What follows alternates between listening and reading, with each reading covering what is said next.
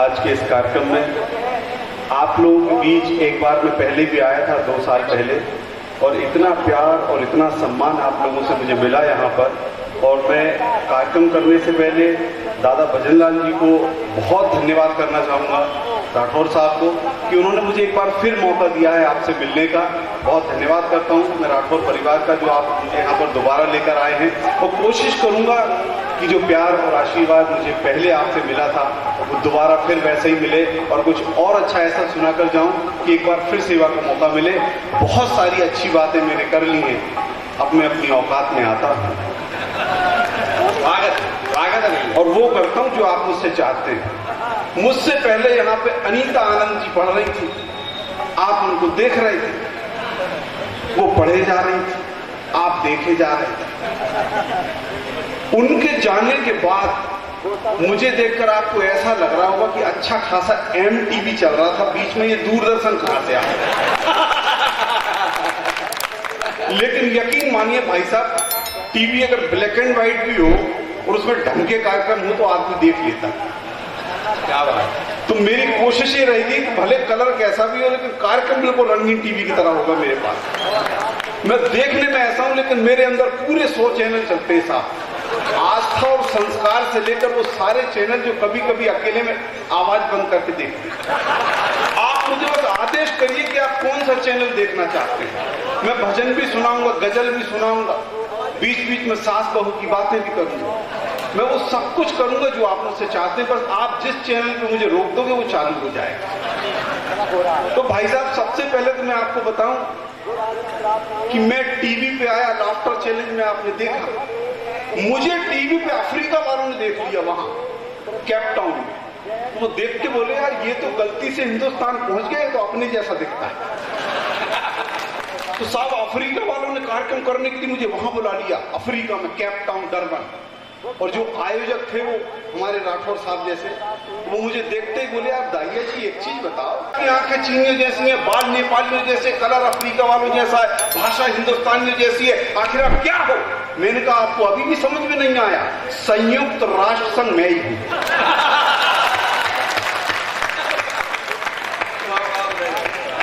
तो भाई साहब ये पूरा का पूरा संयुक्त राष्ट्र संघ आपको प्रणाम करता है। और आप इतने अच्छे श्रोता हो, इतनी बढ़िया सुनते हो। आप नौजवान भी बैठे हैं, भूतपूर्व जवान भी बैठे हैं, अभूतपूर्व जवान भी बैठे हैं। अभी अनीता जी बोल रही थी यहाँ कुछ बुजुर्ग है, यहाँ कोई बुजुर्ग होता ही नहीं है। ये गुना शहर है साहब, यहाँ के लोगों में तो इतनी तमीज है कि इनकी अगर तंबाकू की सिगरेट खत्म हो जाए तो फिल्टर से ही मजा लेते रहते हैं।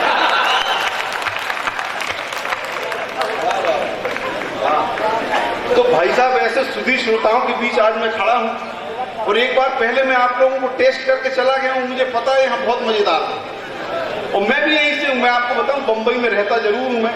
कुछ 10-11 साल पहले एक कार्यक्रम आया था लाफ्टर चैलेंज, स्टार टीवी वाले मुझे ले गए, नौकरी टाइप की दे दी, बढ़िया टीवी पे आओ, काम करो, देश विदेश घूमो, लोगों को हंसाओ, मजे करो। आप लोगों की दुआओं से अच्छा काम कर रहा हूँ, लोगों को हंसा रहा हूँ, लोगों के दिल खुश कर रहा हूँ, लोगों के चेहरे पे हंसी ला रहा हूँ। हंसता हुआ इंसान खूबसूरत दिखाई देता है, और मेरा काम है लोगों को खूबसूरत बनाना। वाह वाह,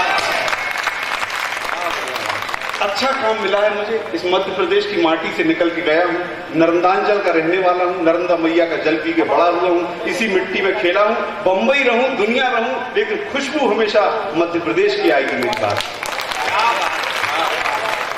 तो भैया हमारे मध्य प्रदेश के लोगों की एक बड़ी विशेषता है, यहाँ के आदमी को कहीं भी भेज दो, किसी भी काम के लिए भेज दो, काम अच्छे से करता और ऐसे ढंग से करता, कभी फंसता नहीं है। मैंने तो देखा एक जगह इंटरव्यू था, वहां ऐसे आदमी की जरूरत थी जो कम से कम शब्दों में अपनी बात को पूरा करते। अब एक आदमी गया, बोला मैं आई कम है सर। अरे बोले तुम तो अंदर आने में इतनी बात कर रहे हो, काम क्या खाक करो। दूसरा गया, बोला श्रीमान जी क्या मैं अंदर आ सकता हूँ? बोले तुम तो उनके भी पिताजी, भगो यहाँ से। अब जो अपने यहाँ का था, देखो कितना तेज दिमाग है उसका, अपने यहाँ का आदमी। बोला क्यों, क्या पूछा था? अरे यार बोले मैंने अंग्रेजी में बोला, मेरे को अंदर ही नहीं जाने। बोले तूने? बोले मैंने हिंदी में बोला, मुझे भी नहीं जाने दिया। अब बोले देखो हम जा रहे हैं। ये गए, इन्होंने दरवाजे में से थोड़ा सा हाथ से धक्का दिया, सर अंदर किया और बोले काय आए। बोले आ जाओ तुम्हारी जरूरत। कमाल का दिमाग है साहब। एक जगह और इंटरव्यू चल रहा, ऐसे आदमी की जरूरत थी जो बीए पास हो, बीएड पास हो और कहीं काम करने का 3 साल का अनुभव हो। अब बिल्कुल पढ़े लिखे नहीं, ये पहुंच गए थे। सारे अधिकारी सामने बैठे, एक ने कहा बीए किया है, बोले साहब नहीं किया। बोले भाई फिर बीएड किया होगा, बोले साहब वो भी नहीं किया।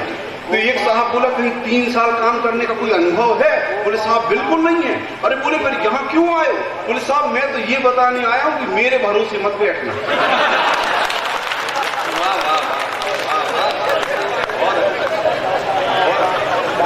साहब कमाल का दिमाग।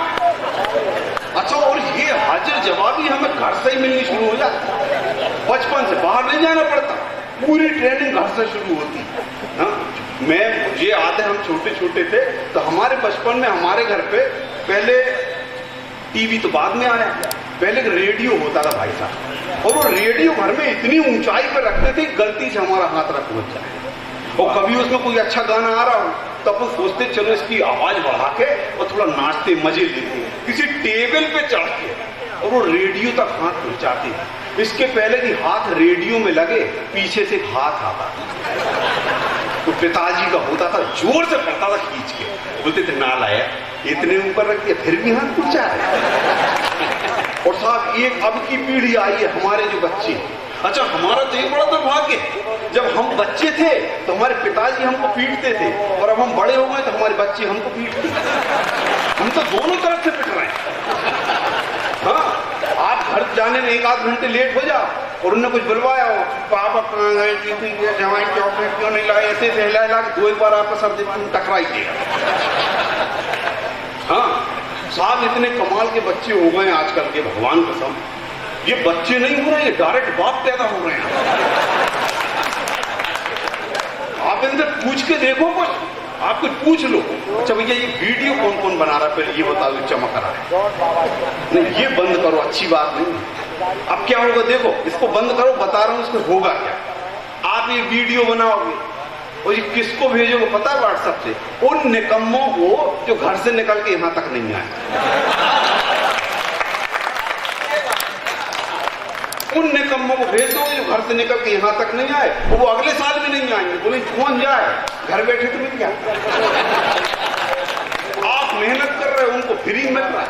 ये तो वही बात हो गई, हल्दी आप लगवाओ, घोड़ी पे आप चढ़ो, बारात आप जाओ, शादी आप करो और हनीमून पे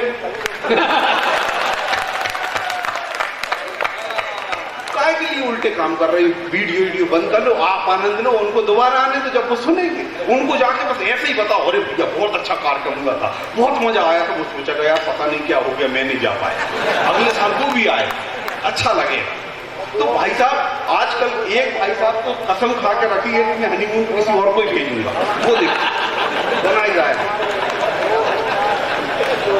भाई साहब मैं बताऊं आजकल के कमाल के बच्चे हो रहे हैं। हाँ, वो एक बच्चे से मेरे पास आ गया, हाँ मैंने उससे पूछा, मैंने कहा बेटा एक चीज बताओ, ये गरम तवे पर जब ये मक्का ऐसे फूट के कॉर्न से पॉपकॉर्न बनता था, उछलता कैसे?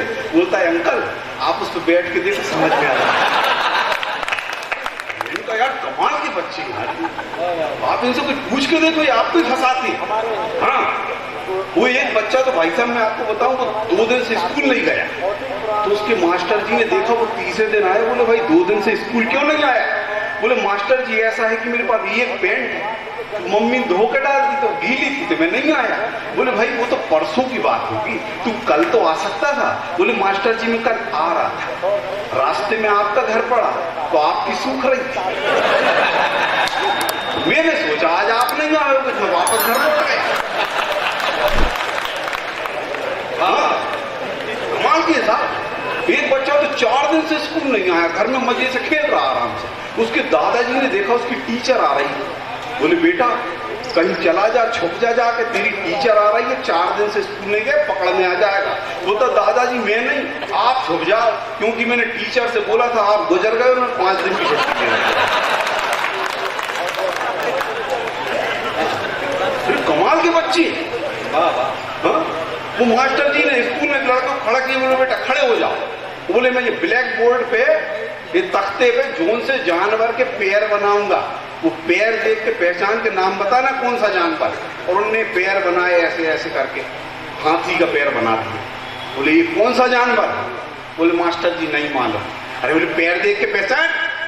बोले मास्टर जी नहीं पता। बोले तेरा क्या नाम है? बोले मास्टर जी मेरे पाँव देख के आप ही नाम बता दो भैया।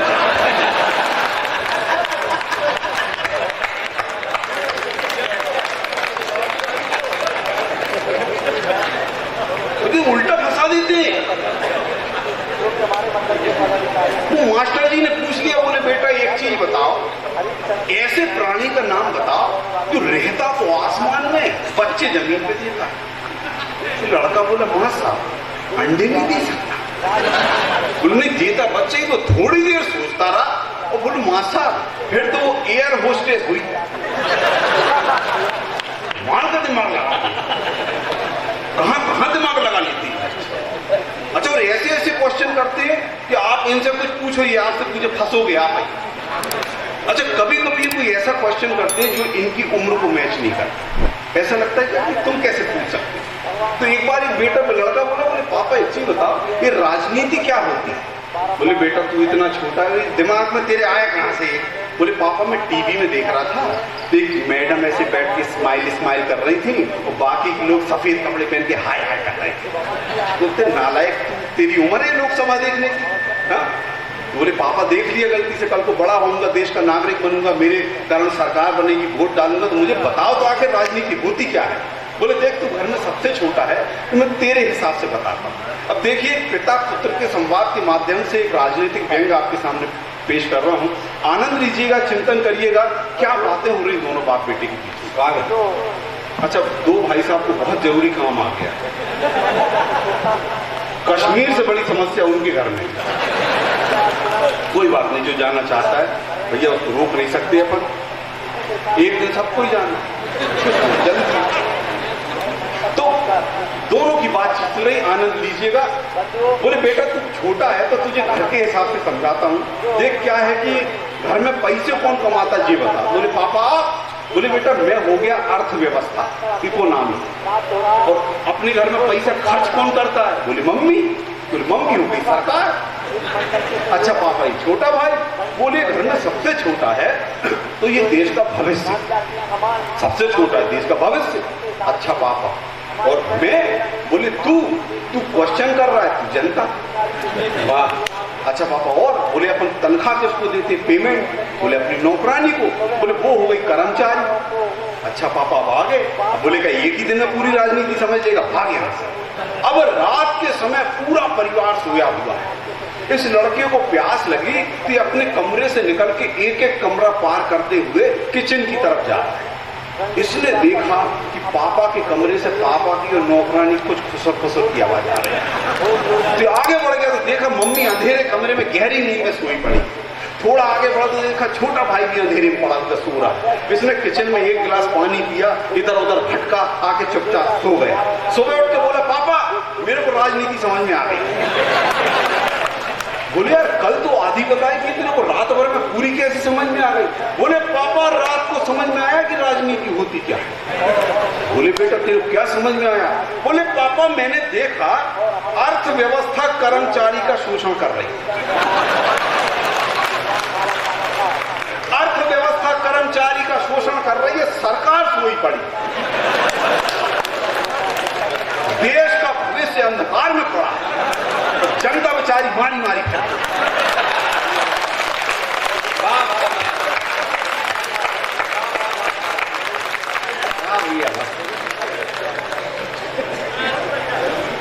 भगवान की कसम इतने अच्छे श्रोता हैं यहाँ पे, इनको तो डब्बों में पैक कर करके वहां भेजा करो जहाँ कभी सम्मेलन होती, वहां खोल के इनको रखो। ये बड़े काम के लोग, एक्सपोर्ट करने लायक है, बहुत बढ़िया है। इतना अच्छा आप सुन रहे हैं, एक बार आप अपने खुद के सम्मान में एक बार तालियां बजाइए। देखिए साहब, मैं बड़ी छोटी छोटी रिसर्च करता हूं। मेरी एक छोटी सी रिसर्च है कि हम जो आदमी लोग होते हैं ना, आदमी लोग, इसको थोड़ा आगे कर लूं पीछे कर लूं, क्या करूं?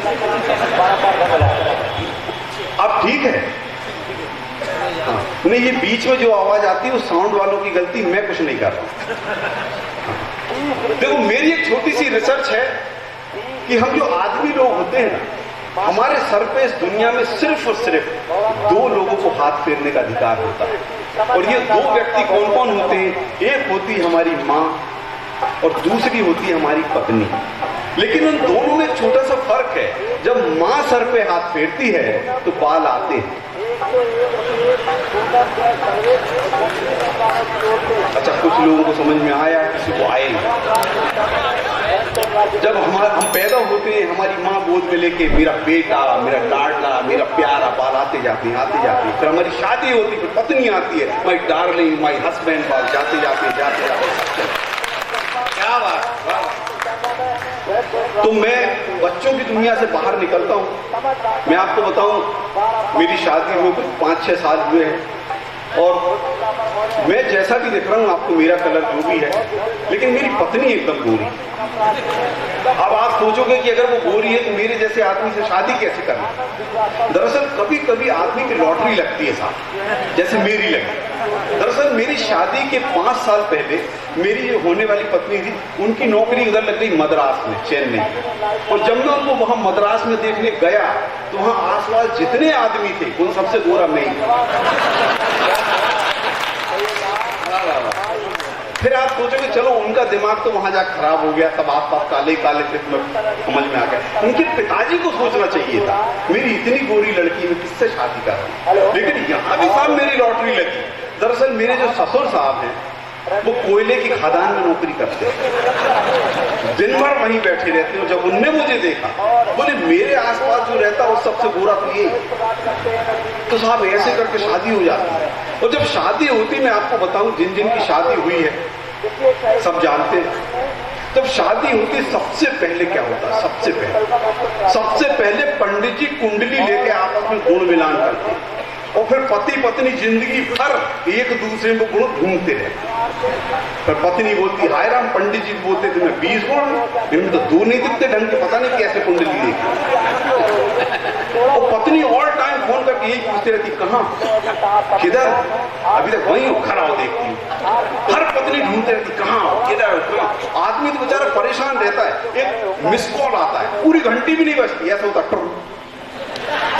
लगता बॉडी में कुछ हुआ, आप तुरंत मोबाइल निकाल के देखते हो, मिस कॉल छोटा सा पत्नी का, आप तुरंत कॉल बैक करते हो। आपको पता है फोन आप करो, फोन वो करे, पैसे आपके लगते क्योंकि रिचार्ज आप ही करा के देते।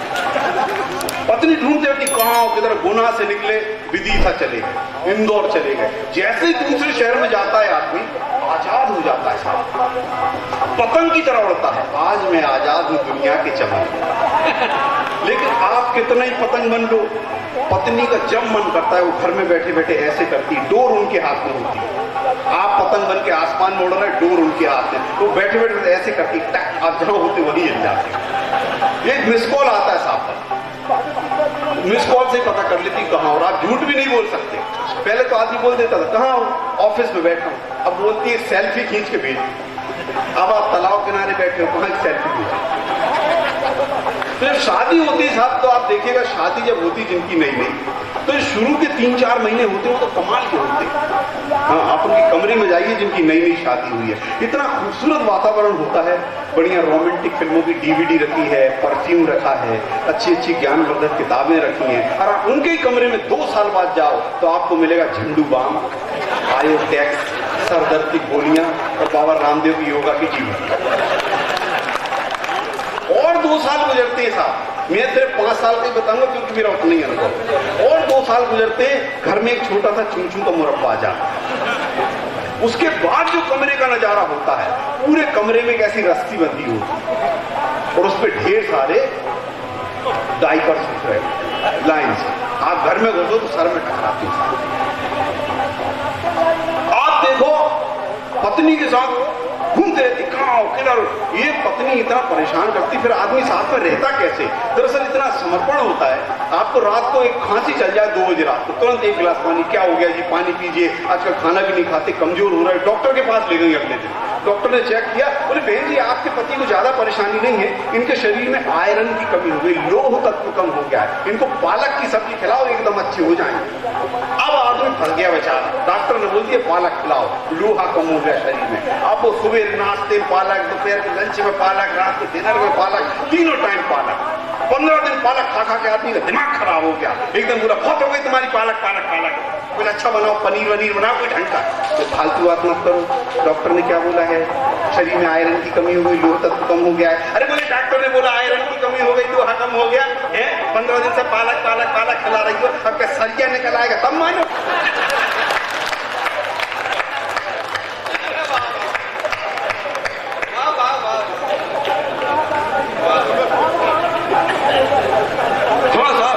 अच्छा, मैं कभी कभी बहुत परेशान रहता हूँ एक चीज सोच के कि ये पत्नी इतना घुमाती रहती है, कहाँ हो, किधर हो, क्या कर रहे हो। ये मैं एक चीज सोच के इतना परेशान था, मैंने कहा यार ये एक पत्नी इतना घुमाती है। ये पुराने जमाने में ये राजाओं महाराजाओं की 300 रानियां रहती थी, ये लोग कैसे मैनेज करते थे। सोचने वाली बात है, 300 रानियां, 400 रानियां, 250 रानियां, हमसे एक मैनेज होने में मुश्किल हो जाती। ये 300 पत्नियां कैसे मैनेज करती हैं। तो मैंने अंदाजा लगाया, देखो मैं रिसर्च करता हूं हर चीज की। एक राजा के दरबार में सैनिक आया, बोला महाराज की जय हो, आपकी 165वीं रानी के बेटा हुआ। अब सब राजा को देख रहे हैं, राजा सब सैनिकों को देख रहा। फिर राजा ने अपनी एक डायरी निकाली और उसके पन्ने पलटाने शुरू किए और देख के बोला अरे यहां तो मैं 1 साल से गया ही नहीं, ये कैसे हो गया। बोला महाराज आप इतने बड़े राजा हैं, कई जगह तो आपके नाम से ही काम हो जाता है।